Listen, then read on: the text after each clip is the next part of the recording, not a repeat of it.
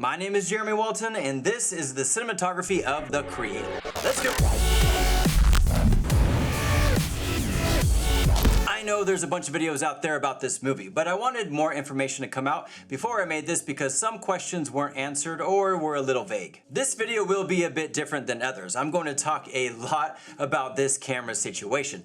I do have some opinions on all this hype, and at the end I will discuss some things I think are way more important than what camera was used. The film we're talking about is The Creator, directed by Gareth Edwards and cinematography by Greg Fraser and Oren Sofer. The camera being used for this film is the prosumer camera, the Sony FX3. If we jump over to B&H, we can see it's a full-frame camera you can get under $4,000. That's a pretty affordable camera to most filmmakers. That camera shot the majority of the movie except for the FX9 because of Genlock filming on the volume, and they used the DJI Mavic Pro. Curious why they only had a Mavic Pro? There had to be other options available, but I'll get into that later. So they went with the FX3, and when that was leaked, wow, people went crazy. This blew up with articles and YouTube videos. At the time, if you went to IMDb, it said the Alexa 65 was used. IMDb isn't always accurate. If we check it out now, it says the FX3 and FX9 were used. But why? Out of all the options out there, why choose the FX3? We know size and weight were big factors that got talked about a lot. The other was the color science. Sony was taking their color science from the bigger cameras like the Venice and shrinking it down into the A7 and FX3. This is why they chose the FX3 over other similar cameras in that price range. Okay, but to me, that doesn't add up. I feel like something is missing. Now, if they said low light performance was the main reason, based on how they wanted to film this movie, I'd buy that. They did mention low light advantages with the FX3, but more of an afterthought. It sounded like one of many reasons, not the reason. They also did camera tests working with ProRes RAW footage from the FX3 and an Atomos recorder. I don't think you can pick it out of a lineup, honestly, and especially with the ProRes RAW footage, we put that up side by side with the Alexa LF footage, and I mean, it just holds up. I've talked about and have done tests on this topic. Yeah, most people can't tell the difference, but again, why the FX3? I'm going to bring up a few more quotes by Sofer, and this is where things get interesting. I mean, to us, the FX3 was just a data capturing tool. A digital camera doesn't have an inherent look. That's weird because the Sony color science was a reason why they went with the FX3. And Sofer continues with, raw is raw, footage is footage, data is data. And what you end up doing with that data and how you interpret it and color grade it is what gives a project a look. To me, that's saying, well, you can pretty much use any camera. To me, the Creator look is photocam. It's not the Sony camera. You can see where I'm going with this, right? So much hype on the FX3, and this camera basically gets described as a bucket that held data. I think that's important as filmmakers to understand. If we watch these interviews, let's break down what's being said. Being lightweight seemed to be the main reason they were using the FX3. You can see in the behind the scenes footage, it was a run-and-gun operation. This is how Edwards likes to work. The beach scene, which looked great by the way, was shot with a very small footprint. Nothing had to be closed down, and they filmed right in front of a hotel. That makes sense, but that setup with the FX3 on a gimbal with an external recorder doesn't scream lightweight. The FX3 body only weighs in at 1.4 pounds. The FX9 body only is 4.41 pounds, so we're talking a 3-pound difference. If they were already using the FX9 and made it a point to say it was only used for 5 days, why not have multiple rigs? Have a few fully rigged out FX9s, then use an FX3 for specialty and drone shots. I don't think that would have killed the budget. They didn't really focus on low light performance. A digital camera is just a data capturing tool. The difference to me is weight. Although with a rigged out FX3, that's not a huge difference. To me, it's like they went out of their way to use the FX3 and to make sure everyone knew it when they wanted them to know. Online, people were saying, oh, they had to use the Venice or Alexa 65. So what did Sofer have to say about that? The whole discussion online was like, well, there's no way they could have shot on the FX3. The whole time Greg and I are texting each other like, oh, wait till they find out. To me, that seems like they waited to create buzz about what camera was actually used for marketing purposes, which worked by the way. I'm sure I'd do the same thing, but I wanted to call that out since I could really never find an answer to why specifically the FX3 over other options. I did a video on the cinematography of Extraction 2, which used the Red Komodo for let's say a quarter of the movie. By the way, that budget was about $65 million, and maybe not as visual effects heavy as The Creator, but definitely a big action movie with lots of trains, helicopters, and explosions. Not the same, but I think a worthy comparison. Now look at these behind the scenes footage of Extraction 2.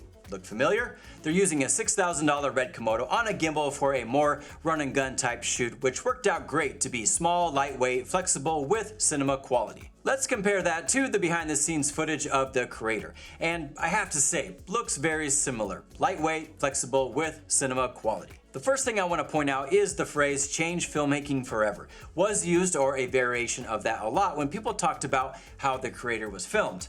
I don't know if I'd call it new. These two movies did very similar things. The run and gun style, even with higher budget films, isn't new. You might say it was their approach to the visual effects.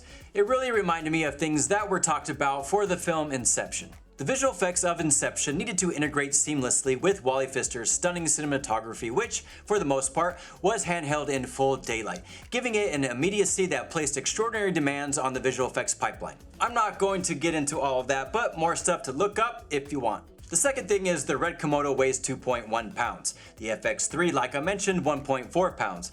The Komodo needs an external monitor, but they use an external recorder for the FX3, and the Komodo records Red Code RAW 6K internally. What I'm saying is Extraction 2 could have easily shot the entire movie with the Red Komodo. The wonder scenes looked great, but we know the Red Komodo has been used a lot. So what if The Creator used the $10,000 FX9? When the Komodo is only $6,000, do you think The Creator would have gotten the same amount of buzz using the FX9 compared to the FX3? When it seems like they went out of their way to use a specific camera with other options that would have been better, a red flag pops up. To me, that's marketing. I know we will never know. This is just my conclusion from what I'm seeing. Not that it's necessarily bad, it's just my take on the situation. Okay, enough about the camera. There are some other points I want to make about this production that you should know. All of this hangs on the director. Edwards was a big reason they were able to pull this movie off.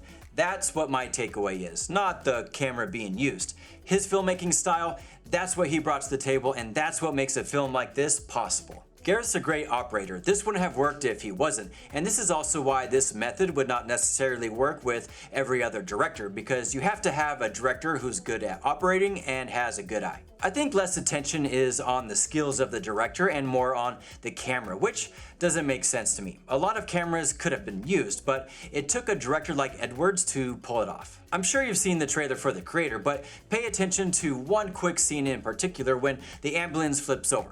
Did you see it?